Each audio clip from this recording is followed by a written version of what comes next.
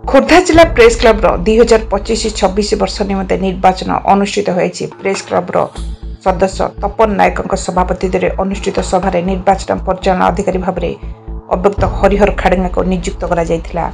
Press club परिचालना परिषद सदस्य मतामत आधार में सर्वसम्मतिक्रमे प्रेस क्लब कर्मकर्ता चयन करा जायथिला। क्लब सदस्य रंजित सामंतराय सभापति प्रार्थी भाव शुभ्रांशु रंजन सामंतराय नाम प्रस्ताव देथिया बेले एहाकू ईश्वर चंद्र मंगराज और कृष्ण चंद्र दास समर्थन करते।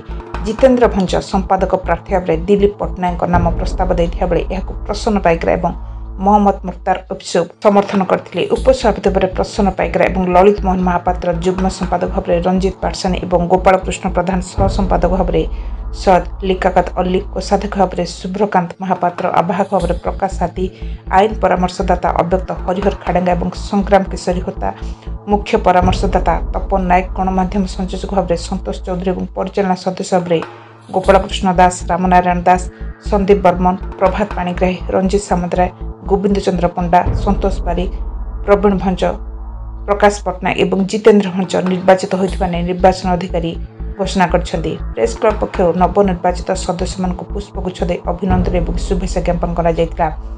आगामी दिन में खोर्धा जिला प्रेस क्लब को समस्त सदस्य मान सहयोग राज्यर एक अग्रणी अनुष्ठान भाव में गढ़ी तोड़ उद्यम जारी रहे नवनिर्वाचित सभापति वक्तव्य कहवा सहित पुनः आस्था प्रकट कर सभापति भाव निर्वाचित कर खोर्धा जिला प्रेस क्लब समस्त सदस्य मान कृतज्ञता ज्ञापन करते।